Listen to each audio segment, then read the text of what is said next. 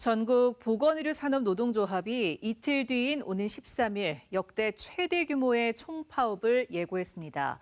실제 파업에 돌입하게 되면 2004년 이후 19년 만입니다. 의료 현장에 적지 않은 혼란이 빚어질 것으로 예상되는데요. 김철우 기자가 보도합니다. 보건의료노조가 오는 13일부터 총파업에 돌입합니다. 83.07%의 투표율과 91.63%의 압도적인 찬성률로 가결됐습니다. 지난 2004년 의료 민영화 저지와 주 5일제 관철을 위해 만여 명이 파업한 이후 최대 규모입니다. 파업에 들어가더라도 의사를 비롯해 응급실과 수술실, 중환자실, 분만실, 신생아실 등 환자 생명과 직결된 업무를 하는 필수 인력은 정상 근무합니다. 병원에 근무하는 60여 개 직종 4만 5천여 명이 총파업에 참여할 것으로 보고 있습니다.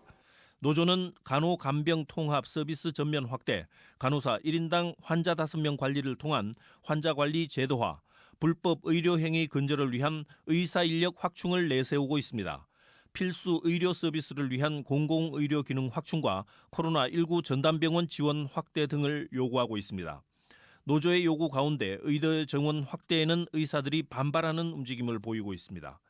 수십 년 동안을 의료인이라고 하는 부분들에 같이 묶여 있어서 그런 행위들이 어떤 선이 딱 규정 지어지지 않은 선에서 가지고 왔었는데 그게 나중에는 환자한테 영향을 미치게 되고 또 하나는 그러다 보니까 각종 직종들마다 약간의 의료 분쟁이 일어날 수밖에 없는 부분들이 있다 보니까 그래서 각종 직종들의 업무가 명확해져야 된다.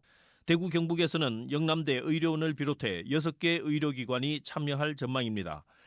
간호사와 약사, 간호조무사, 의료기사, 물리치료사 등과 영양사, 조리사, 청소, 노동자 등의 직종이 모두 파업에 참여할 예정이어서 혼란은 불가피할 것으로 보입니다. 노조는 내일 오후 6시부터 총파업 투쟁 전야제를 시작한 뒤 13일 오전 7시부터 14일 오후 5시까지 전면 파업에 들어갈 예정입니다. 정부가 정치 파업을 중단하고 의료 현장을 지킬 것을 요구하는 데 반해 노조는 국민의 생명과 건강을 지키기 위한 파업이라며 요구 사항에 대해 실질적이고 전향적인 해법을 제시하라고 맞서고 있어 사태 해결은 쉽지 않아 보입니다. MBC 뉴스 김철우입니다.